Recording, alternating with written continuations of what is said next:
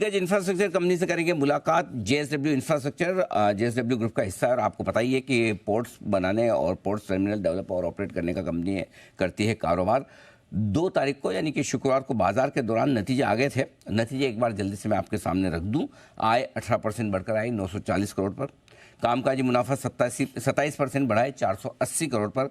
Margin 47% से 51% और मुनाफा 220% यानी कि 2 गुना से ज़्यादा होता हुआ 115 करोड़ से बढ़कर 250 करोड़ ऑलराउंड दमदार परफॉर्मेंस आती हुई दिखी। हमारे साथ कार्यक्रम में शामिल हो रहे हैं जेएसडब्ल्यू इंफ्रा के सीएफओ ललित सिंघवी साहब, जिन्होंने कंपनी के होल टाइम डायरेक्टर भी हैं। जोधपुर यूनिवर्सिटी से सिंघवी साहब ने बीकॉम की डिग्री हासिल की है, चार्टर्ड अकाउंटेंट भी हैं और 2015 से कंपनी के साथ हैं। सिंघवी साहब, बहुत बहुत स्वागत है आपका, धन्यवाद हमें समय देने के लिए।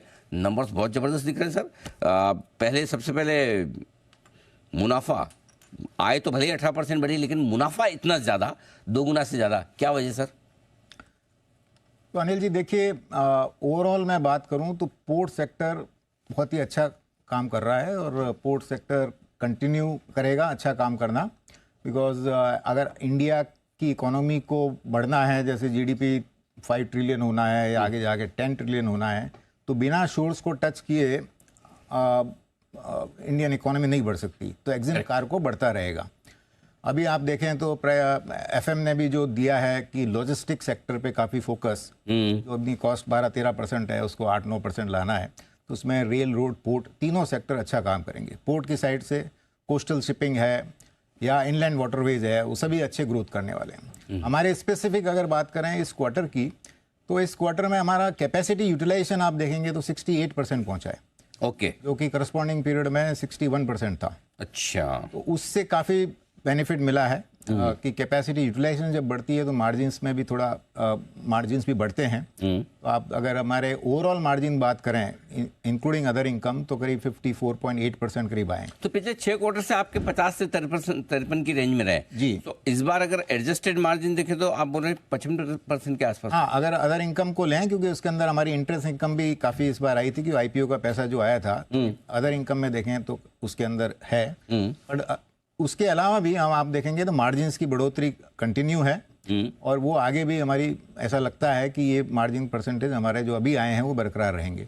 और वॉल्यूम ग्रोथ किस तरह की रही सर इस तिमाही में, आपकी अपनी भी और जो आप थर्ड पार्टी बाहर वालों के लिए जो करते हैं उनको दोनों की बताएं सर। ओवरऑल जो वॉल्यूम ग्रोथ है वो 17% है और जो थर्ड पार्टी की बात करें तो हमारा फोकस काफ़ी थर्ड पार्टी में है। हम लास्ट फ्यू ईयर्स से हम लोग यही कोशिश कर रहे हैं कि थर्ड पार्टी को कैसे बढ़ाएं। तो आप देखेंगे कि इस क्वार्टर में हमारी थर्ड पार्टी की ग्रोथ काफ़ी हाई रही है। 47% ईयर ऑन ईयर की बेसिस पे थर्ड पार्टी की ग्रोथ है और टोटल पोर्टफोलियो में 39% हम लोग इस क्वार्टर में थर्ड पार्टी पे हैं। तो हमने एक मैंडेट लिया था कि हम 60-40 थर्ड पार्टी रखेंगे, तो वो हम करीब करीब अचीव करने में आ गए। कैपेसिटी यूटिलाइजेशन के लिए आप कह रहे थे 68% पर पहुंचे हैं। जी सर, 61 से 68%। आपका बेस्ट कैपेसिटी यूटिलाइजेशन क्या रहा है सर? ये बेस्ट है? ये बेस्ट है क्योंकि हम लोग कंटिन्यूसली बढ़ते जा रहे हैं, फिर कैपेसिटी भी ऐड करते जा रहे हैं। अच्छा, मतलब कैपेसिटी बढ़ भी रही है और परसेंटेज भी बढ़ रहा है। हाँ, बढ़ रहा है, ये बढ़े हुए पे है। अच्छा, अब नई कैपेसिटी कब, कितनी, कहाँ आने वाली है सर? आप देखेंगे हम आईपीओ अक्टूबर में हमारा लिस्ट हुआ था, उसके बाद में हमने 2 एक्विजिशन किए हैं जी। एक हमने ऑयल स्टोरेज टर्मिनल लिया है फुजेरा में, यूएई में। एक हमने सापुरजी का स्टेक, मेजोरिटी स्टेक जो है पीएनपी पोर्ट में, वो हमने एक्वायर किया है। तो ये जस्ट दिसंबर के करीब करीब एंड में एक्वायर किए हैं। तो ये करने से 158 जो मिलियन टन थी वो 170 मिलियन टन हो गई है इन टर्म्स ऑफ, हाँ, टनेज। बिकॉज वो पहले वाला जो हमारा लिक्विड टर्मिनल है उसमें टनेज कम दिखते हैं पर वो कैपेसिटी काफ़ी बड़ी कैपेसिटी में आती है। तो ये करके 170 मिलियन हम ऑलरेडी आ गए हैं और हमारा प्रयास है कि हम इसी तरह हम जो है कैपेसिटी को अब ऐड करते रहेंगे, क्योंकि 68% जब यूटिलाइजेशन हो जाता है हम 80-82% तक ले जा सकते हैं। तो हमारे को अब कैपेसिटी आगे बढ़ाते रहना है, तो उस पर हमारे प्रयास जारी हैं।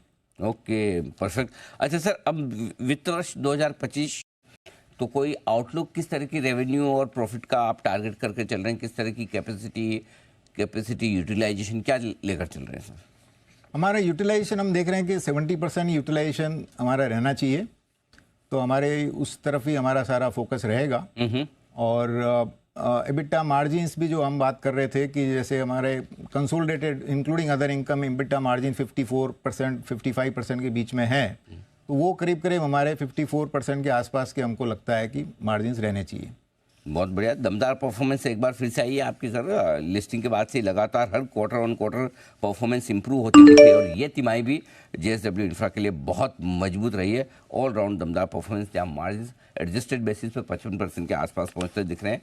Capacity utilization all time high पर। सिंघवी साहब बहुत बहुत धन्यवाद आपका थैंक यू सर, समय देने के लिए और नतीजों पर विस्तार से बातचीत करने के लिए। दमदार रिजल्ट्स यहाँ पर